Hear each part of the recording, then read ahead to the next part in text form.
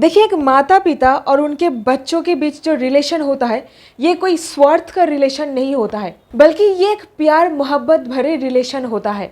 और यही रिलेशन में कई बार देखा जाता है स्वार्थ हावी हो जाता है और प्यार मोहब्बत पानी में बह जाता है। बच्चे बेवकूफ बनाने लगते हैं माता पिता को। So the fact is that human life के स्टेजेस, तो बच्चा से लेकर के बुजुर्ग अवस्था तक पहुंचते पहुंचते हम लोगों को बहुत सारा रियलाइजेशन होता है। ये बुजुर्ग अवस्था में जा करके कुछ ऐसे परिस्थितियों का सामना करना पड़ता है जहां पर लगता है कि बच्चे तो सिर्फ स्वार्थ के लिए हम लोगों को कुछ वक्त तक प्यार कर रहे थे, स्वार्थ पूरा हो गया, हम लोग को नेग्लेक्ट कर दिया गया, बच्चे पहचानना ही भूल जाते। और कैसी स्वार्थ?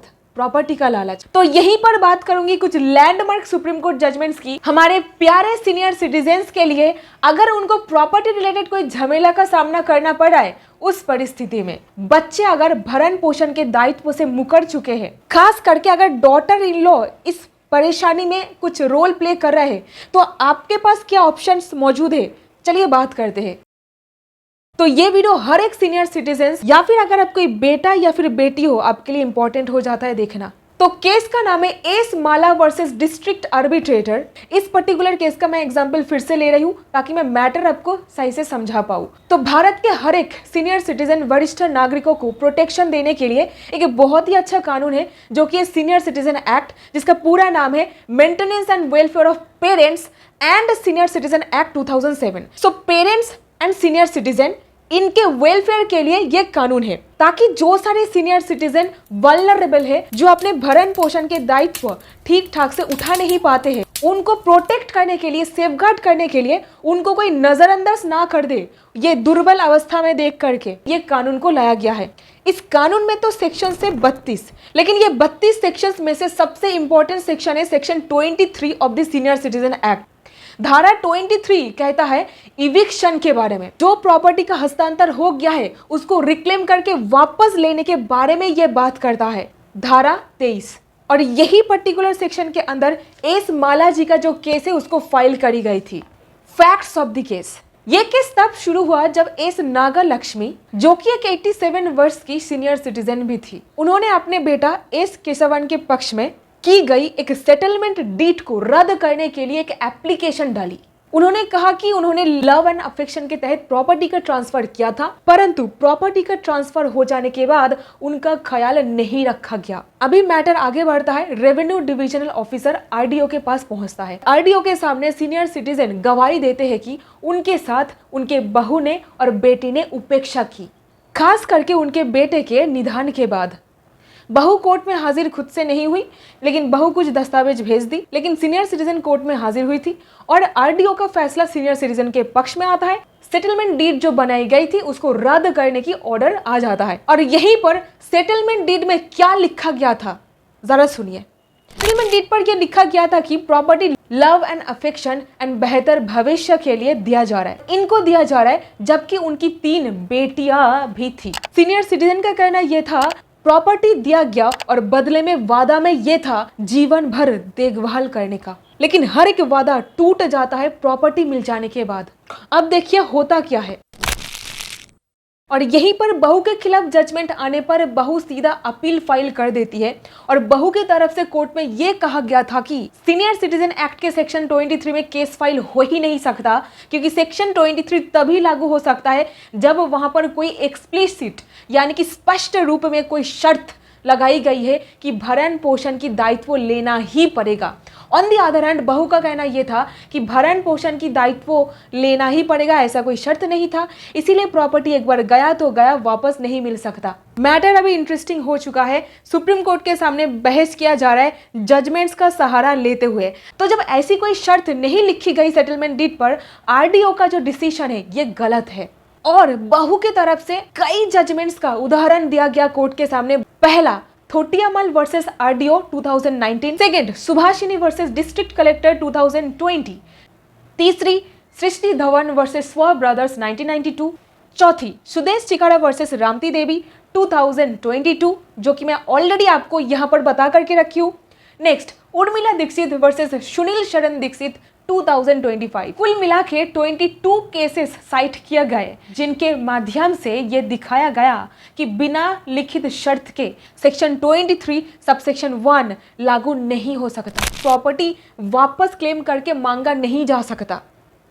तो उम्मीद करती हूँ अभी तक आपको मैटर समझ में आया है। और यहीं पर देखिए फिर क्या हुआ।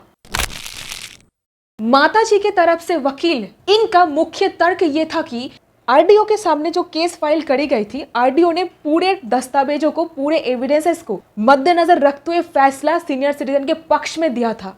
सेटलमेंट डीड केवल ही केवल लव एंड अफेक्शन के तहत ही बनाया गया था, और लव एंड अफेक्शन ही यहाँ पर एक शर्त है। प्यार मोहब्बत इटसेल्फ यही एक कंडीशन है प्रॉपर्टी ट्रांसफर करने के पीछे, ये एक इम्प्लाइड शर्त है। अब देखिए, कोर्ट के सामने दिया गया गवाही का भी तो एक वैल्यू है, और जब सीनियर सिटीजन ने गवाही दी तो उनका कहना यह था कि उनका ध्यान नहीं रखा गया, प्रॉपर्टी ट्रांसफर हो जाने के बाद उनको उनके हाल पर छोड़ दिया गया, भरण पोषण के दायित्व से मुकर गए, कोई भी बेसिक नीड फुलफिल नहीं किया जा रहा था, जीने के लिए जो बेसिक नीड चाहिए वो नहीं दिया जा रहा था। तो ऐसे परिस्थिति काफी है सेक्शन 23 को लागू करने के लिए, यह कहना था सीनियर सिटीजन के पक्ष के वकील का। और यहीं पर डिटेल में डिस्कस करी गई सेक्शन 23 और सीनियर सिटीजन एक्ट का उद्देश्य क्या है, जरा ध्यान से सुनिए। कोर्ट ने article 41 of the constitution of India का उल्लेख किया, जिसमें ओल्ड एज में असिस्टेंस का हक दिया गया है। सीनियर सिटीजन एक्ट 2007 भी इसी उद्देश्य को पूरा करता है, और सेक्शन 23 उन्हें अधिकार देता है कि अगर प्रॉपर्टी ट्रस्ट के रूप में ट्रांसफर की गई हो और बाद में नेग्लेक्ट किया गया है तो फिर उसे रद्द किया जा सकता है और प्रॉपर्टी को वापस मांगा जा सकता है, क्योंकि उस परिस्थिति में ये समझ लिया जाएगा कि प्रॉपर्टी फ्रॉड, धोखाधड़ी, क्वार्शन के ऊपर बेस करके ट्रांसफर करवाया गया था। यहीं पर सबसे इंपॉर्टेंट बात, जस्टिस कृष्णन अय्यर एक बार कहे थे कि कानून हमेशा समाज के वो दुर्बल श्रेणियों के लिए होना चाहिए जो अपने आप को प्रोटेक्ट नहीं कर सकते। ये एक बेनिफिशियल लेजिस्लेशन है, तो बेनिफिट के लिए हितकारी इंटरप्रिटेशन करना पड़ेगा। सुप्रीम कोर्ट ने भी कहा है कि सेक्शन 23 को आइसोलेटेड रूप में नहीं देखा जा सकता। दोनों तरफ की बात सुन करके फाइनल डिसीजन में कोर्ट ने कहा, सुप्रीम कोर्ट व्याख्या दे रहे हैं, अगर कोई प्रॉपर्टी कंडीशन के तहत दी गई हो और बाद में उस कंडीशंस का उल्लंघन हो तो उस पर्टिकुलर केस में ट्रांसफर वॉइड हो सकता है। कोर्ट ने कहा कंडीशन लिखित रूप में हो ये जरूरी नहीं है। जब प्रॉपर्टी लव एंड अफेक्शन में ट्रांसफर किया गया हो तो उसमें डायरेक्ट उम्मीद होती है कि बुढ़ापा में देखभाल की जाएगी। यहीं पर पूरे मैटर के ऊपर डिटेल में चर्चा करी गई। ये सारे कोर्ट केसेस का रेफरेंस लिया गया सुप्रीम कोर्ट के सामने, जैसे कि S Vanita versus DC Bengaluru, इसमें कहा गया है सेक्शन 23 सबसेक्शन 1 और सबसेक्शन 2 के अंतर। फिर सुदेश चिकारा वर्सेस रामती देवी, इसमें कहा गया है कंडीशन की एस्टेब्लिशमेंट के बारे में। फिर उर्मिला दीक्षित वर्सेस सुनील शरण दीक्षित, जिसमें कहा गया है इम्प्लाइड कंडीशन भी काफी है। फिर मोहम्मद दयान, यहाँ पर कहा गया है नॉर्मल लाइफ का अर्थ सम्मान और सुरक्षा भी है। और लास्ट राधा मानी वर्सेस स्टेट ऑफ केरला, इस केस में कहा गया है कंडीशंस सर्कमस्टांसेस से भी निकल सकता है। सीनियर सिटीजन के तरफ के वकील ये सारे जजमेंट्स का सहारा लिया। फाइनली यहीं पर सीनियर सिटीजन के पक्ष में ही डिसीजन आता है।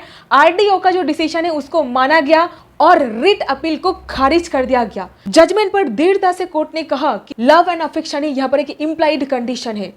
और यहीं पर मेरे दोस्त इस जजमेंट का इम्पैक्ट क्या होने वाला है हर एक भारतवासी के ऊपर। बिना किसी लिखित शर्त मौजूद ना होने पर भी प्रॉपर्टी का ट्रांसफर रद्द हो सकता है।